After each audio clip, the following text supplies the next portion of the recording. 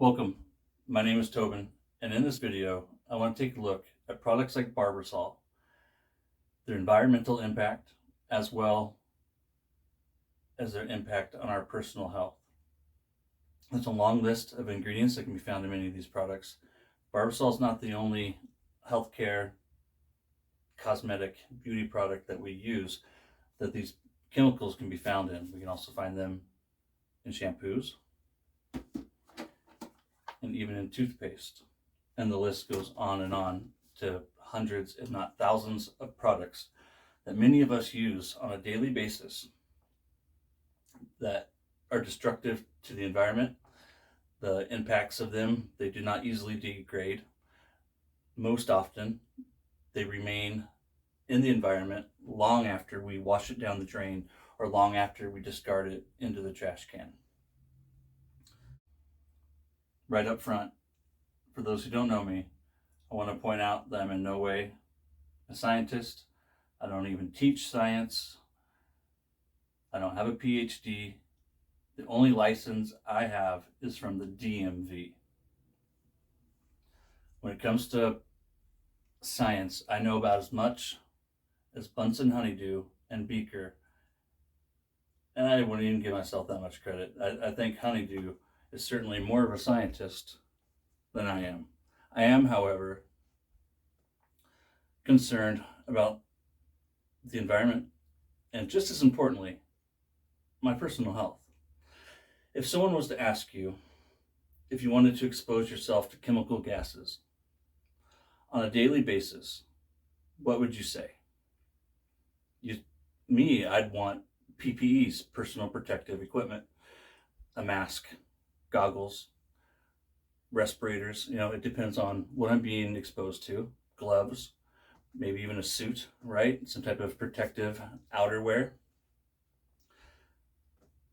Aerosol gases in product like this are used to propel products in cosmetics.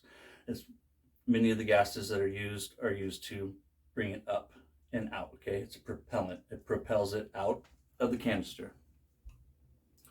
They're derived from petroleum and natural gas. They're commonly known as LPGs. Two LPGs that are found in here that we will talk about is isobutane and propane. I want to strongly encourage everyone that whenever you're looking to buy a new beauty product, and yes, gentlemen, this can be classified as a beauty product, a healthcare product, personal care product.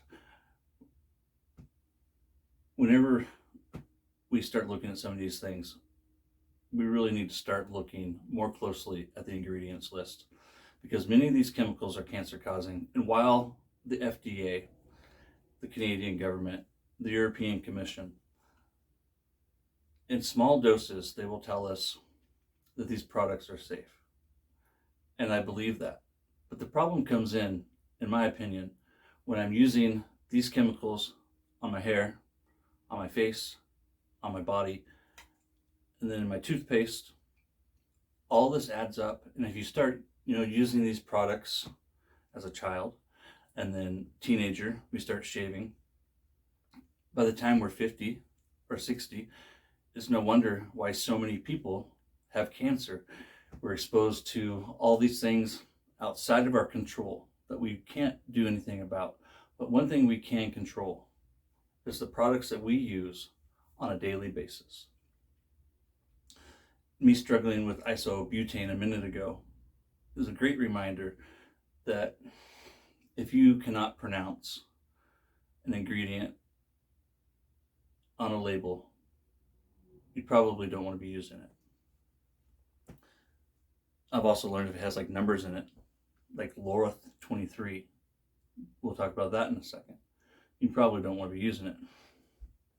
Now, first I want to read directly from the back of this, and I also want to point out that you will find this on Gillette's Foamy and on Edge, and all the competition out there have a very similar ingredient list. Barbasol is far from the only one. This is the only one I own. I bought it because it was the Jurassic Park can, and I thought it was super cool. So I had my wife pick it up for me, and I wanted to do this video. But I assure you that Barbasol is not the only one, and I will attach other ingredient lists right up here to my right, and throughout the remainder of the video I'll have other things that pop up, including this ingredient list that I'm reading to you. So the first ingredient, water, stearic acid. Those are the only two products that have any benefit whatsoever for your personal health. After water and stearic acid, we have isobutane, triethanolamine, Lauryl 23, sodium lauryl sulfate, propane, and fragrance.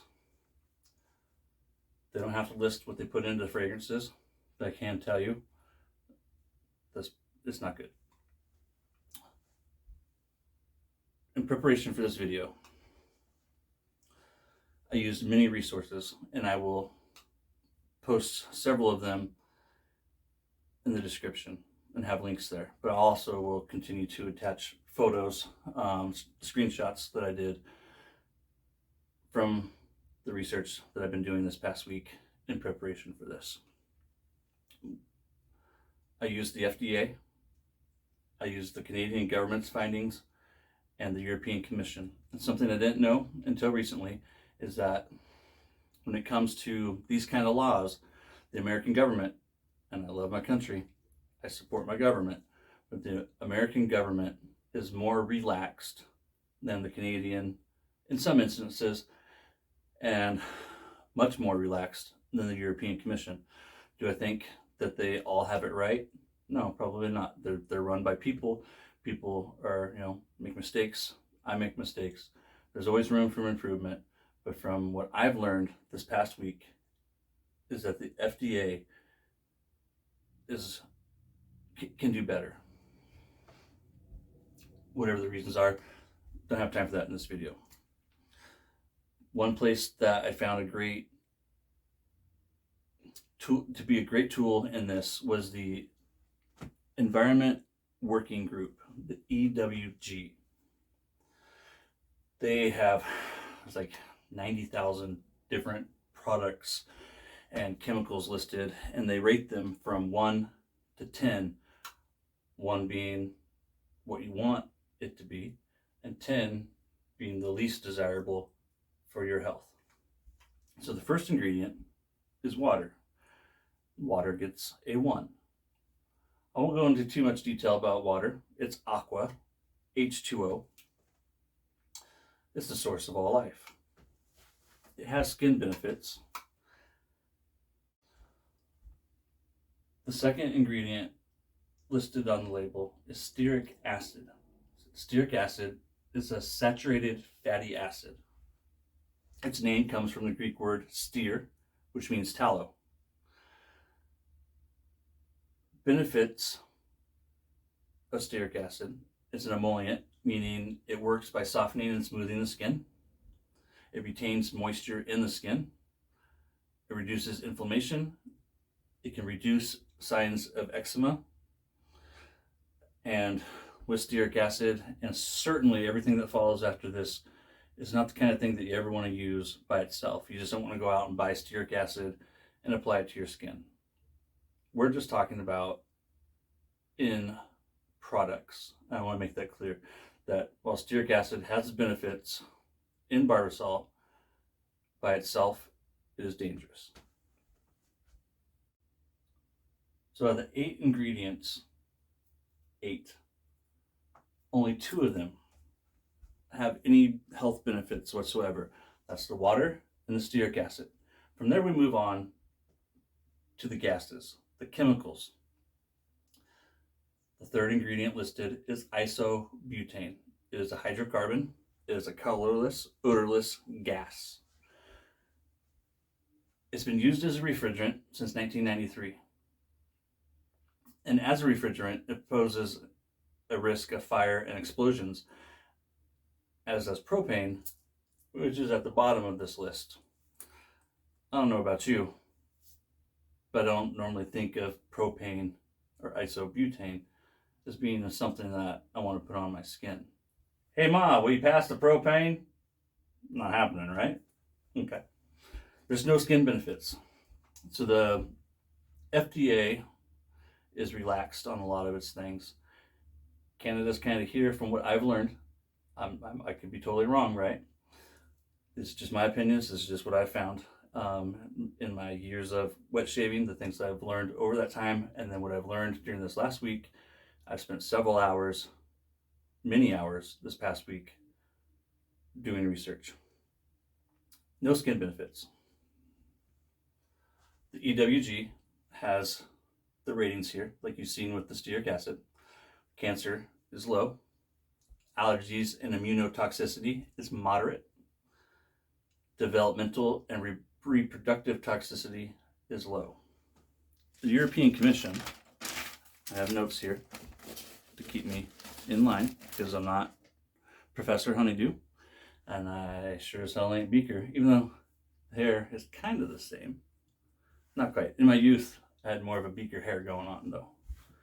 So the European Commission has classified butane and isobutane as a category 1 for carcinogenity. 3 levels of categories. Category 1 is the most severe. Category 3 is the least severe. So what a category 1 means is that it is a substance that is known to be cancerous to man. Isobutane is just one of several ingredients in this that will cause cancer and has 0 skin benefits.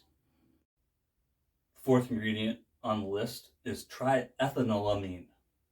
I actually had to use Google's pronunciation thing. I typed in triethanolamine pronunciation and I played it like 4 or 5 times and actually practiced just to get it as good, just to say it as well as I just said it.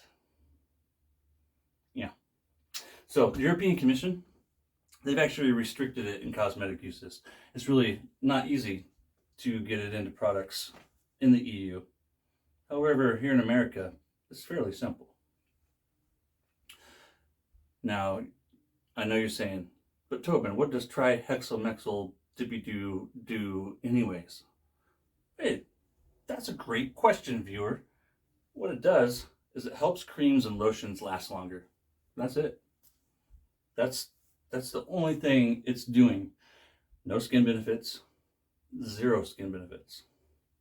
The EWG listed cancer risk as low, allergies and immunotoxicity moderate, and developmental and reproductive toxicity as low. Triethanolamine. The next chemical with 0 skin benefits that's found in Barbasol is Lauryl 23. It is a polyethylene glycol ether of Lauryl alcohol. Say that 3 times fast. Did I say there's no skin benefits? I did, because there isn't.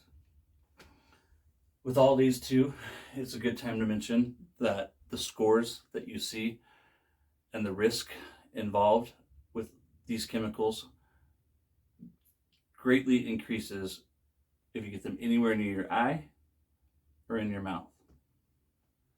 The cancer risk with Lauryl 23, a polyethylene glycol ether, is low.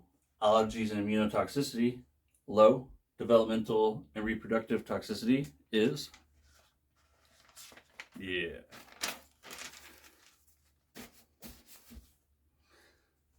Next, but not least, there's still more. We have sodium lauryl sulfate. It's a detergent and a surfactant. What's a surfactant? That's a surfactant. What does it do? Basically, it is an inexpensive foaming agent. So that's where a lot of the foam comes from. We have propellants bringing stuff out, and then we have chemicals fluffing it up. What kind of skin benefits? No skin benefits. 0, zilch, nada, el zippo. Beaker agrees. What does a detergent like this do to your skin? Well, it strips it of its natural oils, which causes dry skin, irritation, allergic reactions. Skin reactions will include, but are not limited to, itchy skin, dry scalp, eczema, and dermatitis.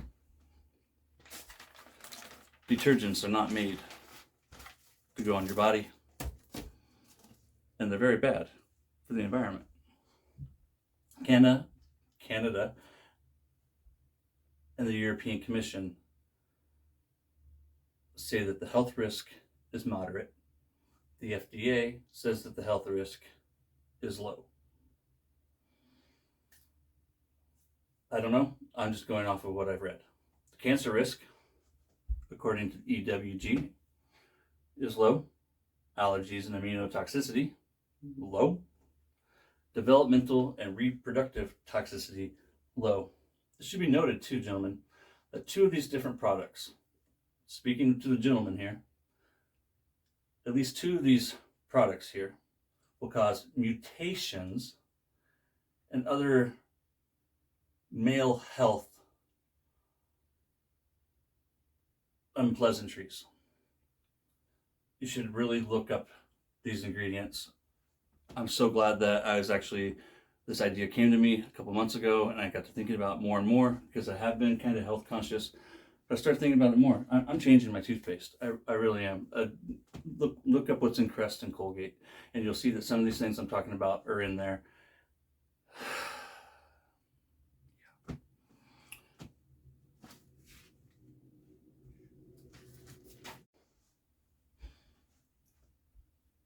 Making sure Hank Hill is nowhere around. He sells propane and propane accessories. And what I'm about to say might make Hank Hill mad. Propane belongs in the kitchen, not in the barbecue. And it sure as hell does not belong on your skin. However, you'll find it in Barbasol and many cosmetic and beauty products on the market today.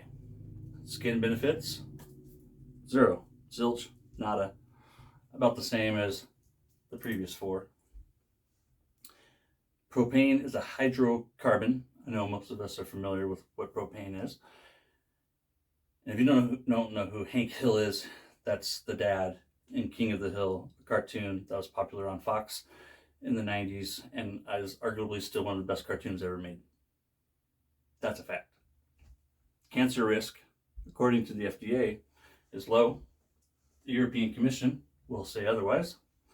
Allergies and immunotoxicity, moderate.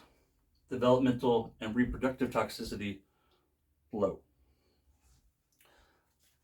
The final thing is fragrance. And so it's my understanding that with a lot of these fragrances in America, they're protected by copyright. So they don't have to list exactly what's going into them. But companies like EWG are able to break them down for us. I wasn't quite sure how, because I couldn't find the exact information. But the fragrance found in Barbasol and many other products like it, this one in particular in Barbasol is ranked in 8. Number 1 is good, 10 is bad. I could find very little data out there at all. Zero information really about in regards to like concrete, real evidence of what exactly is in the fragrance of this classic Barbasol. I guarantee you one thing: it's more chemicals, and it's likely not just one more. It's likely several chemicals to create the fragrance that we experience when we smell classic Barbasol. So in closing, I just want to say that, again, I'm not a scientist, I'm not a doctor. I studied criminal justice. I have an associate's degree. That's it, nothing beyond that. I'm just a guy who uses wet shaving products from small artisans. And as I get older, I'm becoming more and more health conscious. We got to take care of ourselves, my friends, because no one's going to take care of us for us. People like Barbasol, Procter and Gamble, all these big companies, they're only after profit and profit only. It is up to us to look out for us. The FDA is not going to do it. Your mama and you. That's about it. So I hope this has been somewhat helpful and that I presented it in a clear manner. And don't sue me. I'm just sharing my opinion, what I've learned. That's on the internet. These aren't my findings. I didn't do any, experiments. All I did was type in these chemicals into Google, and then I went through various resources. I didn't just stop at one. I kept looking at website after website, you name it. I just kept digging. What does this place say? What does that place say? And I would gather 4 or 5 different things and then put it together the best that I could with my limited skills. What do you know about these things? What's your opinion of these things? Have I ruffled your tail feathers? Have I opened your eyes? Have I told you what you already knew? Hope this helps. Y'all take care, and don't sue me. Till next time, remember, it's the little big things.